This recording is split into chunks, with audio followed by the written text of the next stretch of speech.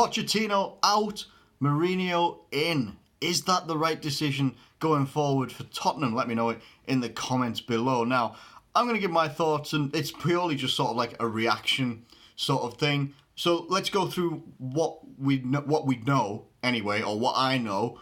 You guys might know more of the situation regarding Pochettino getting sacked by Tottenham. But around about 7 o'clock last night, it must have been about 7 o'clock last night, we checked the sports pages just when I do a shift change with the guy that takes over from me around 8 o'clock. And big headline on Sky Sports was Pochettino has been sacked by Spurs. And to be honest, like, you know, the guy I take over from, who takes over from me, he's a Liverpool fan as well, and we were genuinely both shocked, you know, and who's going to come in? I said, well, Mourinho's available, Allegri's available, as far as we know.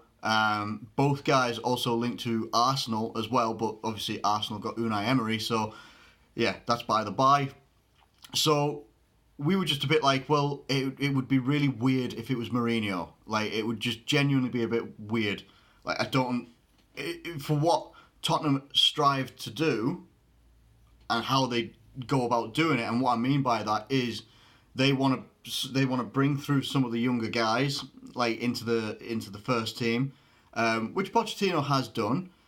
That squad still needs a massive refresh, and I've said that in a previous video in one of the shape of the top 6 videos. That squad has needed a refresh for years.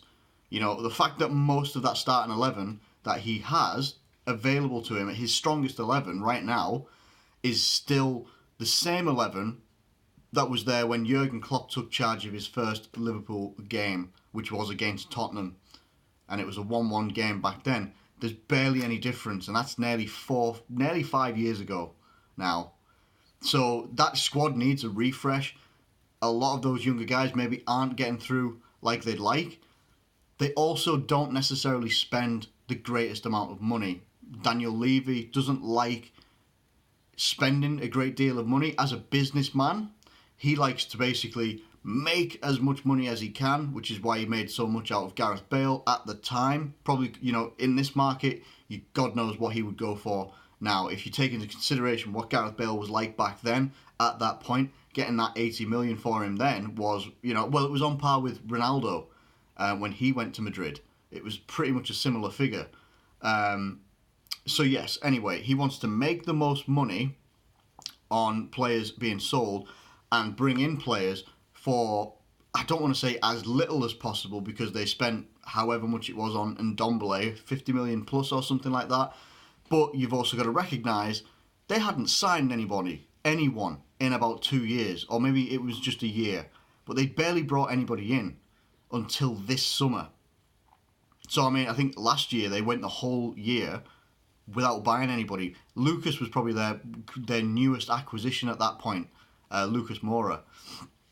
So yes, my thoughts on Pochettino, it just hasn't worked this season, and it's an unemotional sort of response. I'm an unemotional person as it is at the best of times anyway, so it just hasn't worked for him. I look at the table now.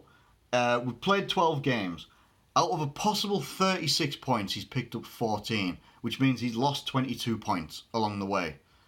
With that, they've only won 3 times, they've drawn 5 times, and they've lost 4 times. Now, guys that are similar to that are West Ham, who they face at the weekend as well. Early kickoff, I believe, so that's going to be a whole, Sky Sports or BT show about all the build-up with Mourinho and all that. Expect that. But they really aren't that different to everybody else around them. Brighton, won 4, drawn 3, lost 5. Crystal Palace, the same. Newcastle, the same. Burnley, the same. Bournemouth, they've 4 all across the board, win, loss and draw out of 7 games. Wolves, 3, 7 and 2. And then it's Man United, 4-4-4. Arsenal, 4-5-3. Sheffield, 4-5-3. It's only when you get into the top 4 when it changes, where it's you've got 8 wins, 1 loss, 8 wins, 1 draw, 3 losses with Man City and all that sort of business. Anyway, I'm getting off track. It just hasn't happened for him this year.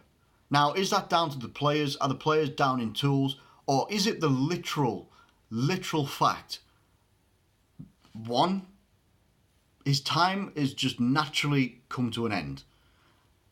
The highest of highs that he managed to take them to was the Champions League final. Got there in epic fashion, beating Ajax on aggregate 3-3. Lucas Moura coming in and dragging that team over the line into the final, only to find he doesn't have a place in the starting 11. For me, that's where things start to go downhill. That starting 11 that he announced for the Champions League final, I imagine and I remember Tottenham fans looking at it like, why are we bringing in Harry Kane? He's been injured for like 3 months and he's coming into the final. He's barely played like maybe played a game before the end of the Premier League season, if that. I can't remember, to be honest. Lucas had done way more. Actually, literally, physically got them into the Champions League final, and then he doesn't have a place in the starting 11. Like, it just beggars belief. There was a guy right there that was willing to fight for you, got you there. That emotional moment that Pochettino had. You got to remember, the night before had been the 4-0 Liverpool-Barcelona epic comeback. It can't happen again. Tottenham go and do it, and they have one of the most epic 2 nights in European football for British teams. And then he goes to the final, and he just wanted to put Harry Kane in. Tactically, he's looked like he's been found out a lot this season. Things just aren't working for him. He's either choosing the wrong personnel. He's suffered from injuries, yes. The form of likes of Dele Alli is nowhere near where it was 2 to 3 years ago when he was scoring goals for fun. And I don't know why that is. I genuinely don't know why. He's a young lad. He looked like he had the world at his feet at that point. He could go anywhere in the world. Could go to any top team. He could go to any team that was above Tottenham in terms of levels and what they're going to be challenging for. Not happening for him. Harry Kane still bangs goals in, but less so at the moment. Heung-min Son, still a great player. Lucas Moura might be questioning what he's doing there at the moment. Now, with a new lease of life under Jose Mourinho, what does this mean for that team? I still think it's a weird appointment, and I'm not going to lie, not just because he was Man United manager.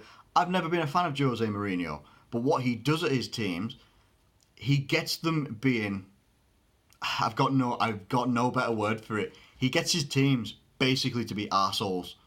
You know, and their fan base, Tottenham right now, Tottenham's fan base, don't like the appointment, really, overall. If you go look on social medias, and I'm not saying social media accounts for everything, but generally, they're not a fan of the appointment right now. But if he actually gets them competing for trophies and gets them solidified, gets them out of 14th place in the league and gets them up like anywhere near top 6 by the end of this season, that's been a success for him coming in. And if he gets them competing for a trophy, people are already saying he's going to win them a trophy this season. He's got the players to do it. He's got a stronger base than he walked into with Man United. He's got a stronger base. He's got a stronger defence. He's got a stronger midfield, stronger attack. It could work for him. It honestly could. He's got a way better situation than he's got right now at his feet than he did at Manchester United. It's a strange appointment. You know, everyone always says that Mourinho's a checkbook manager. Most top managers are now. You know, you have to have the money to spend to give top managers the resources they need to build the teams they want. You've also got to look at, are they looking at this in terms of longevity? Because Mourinho doesn't have longevity over 3-4 years. It doesn't happen. So they're either going to be looking for someone to build a team, make them competitive, and then move him on and bring someone else in, or it's going to capitulate and end up like it was with Man United and leave the team in a worse position than when it started. So, what are your thoughts on Jose Mourinho? Is it the right appointment for Tottenham? Is it the right appointment? Was it the right time to do it as well? I actually kind of agree that I think it is the right time. If you leave it to the likes of Christmas, you run the real risk of, you know, where I can't even remember where they are in the Champions League group stage right now. They should be going through, I think, but I'm not sure. But in terms of the Premier League, they're nowhere near top 6. All right, the points gaps are a little bit close to each other. So, yeah, ground can be made up.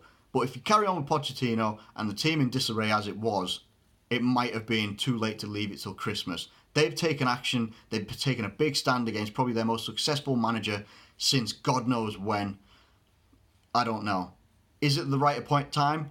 Probably. But is it the right appointment? I'm not entirely sure. Time will tell. Let me know what you think in the comments below. Thank you ever so much for watching this video. If you have enjoyed it, please do like it and subscribe if you're new around here. Thank you once again, and I'll catch you later.